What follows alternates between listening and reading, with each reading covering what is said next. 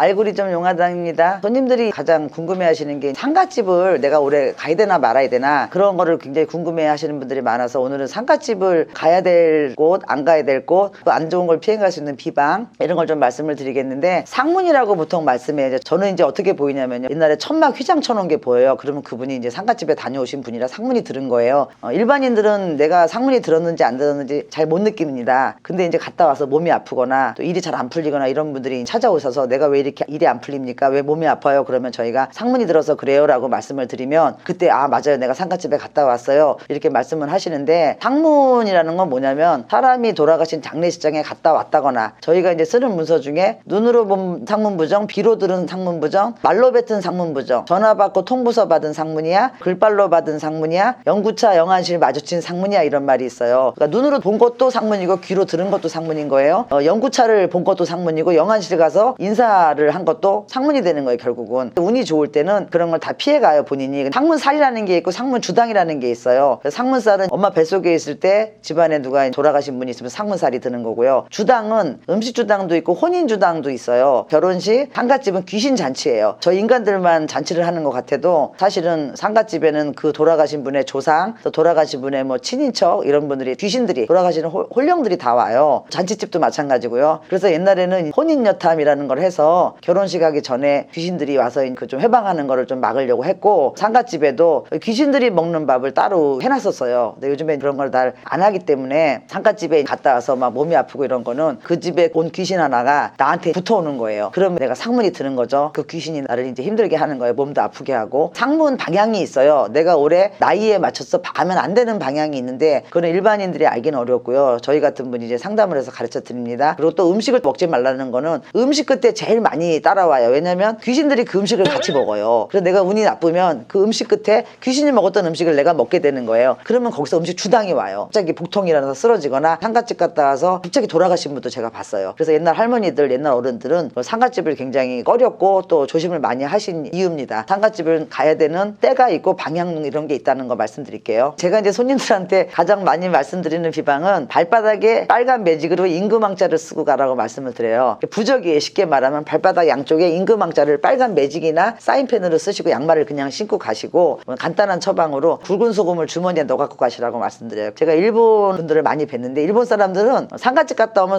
전 국민이 소금을 뿌려요. 한 명도 소금 안 뿌리는 분을 제가 본 적이 없어요. 그 정도로 일본 사람들이 그걸 믿는 이유는 저희하고 똑같아요. 소금은 부정을 풀고 귀신을 막아줘요. 그래서 소금을 주머니에 넣어가지고 가서 영안실에서 나오자마자 뿌리든가 아니면 차를 보통 요즘 가져가시니까 자동차를 타기 전에 뿌리고 차에도 뿌리고 오시라고 말씀을 드려요. 근데 내가 그걸 깜빡 잊고 안 했다 말씀하시는 분들 아니면 이제 모르고 저한테 왔다가 당신 상문이 들었네 그럼 어떻게 할까요? 그러면 사는 집에 화장실에 가서 등 뒤로 굵은 소금을 3번 뿌려라 라고 제가 이제 비방을 가르쳐 드리는데 제가 보니까 그게 제일 가장 확실한 비방인 것 같아서 항상 손님들한테 그렇게 말씀을 합니다. 모든 게 자기 운이 좋을 때는 자기 운으로 다 이길 수 있어요. 근데 운이 안 좋을 때는 코에 걸면 코걸이라는 말이 있잖아요. 그러니까 내가 올해 운이 좀 안 좋다 이런 얘기를 들으셨거나 아니면 내가 뭐 몸이 좀 안 좋다거나 이럴 때는 옛날에는 결혼식 날 잡아놓고 집안에 아픈 사람이 있을 때 상갓집 잘 안 갔어요. 그러니까 상갓집 가실 때도 젊은 분들은 괜찮지만 연세가 있으시거나 아니면 몸이 좀 안 좋거나 일이 잘 안 풀리거나 삼재가 들었거나 이런 분들은 조금 조심해서 다니시는 게 좋고 꼭 가셔야 하면 비방을 좀 한번 해보시는 것도 괜찮을 것 같습니다. 감사합니다.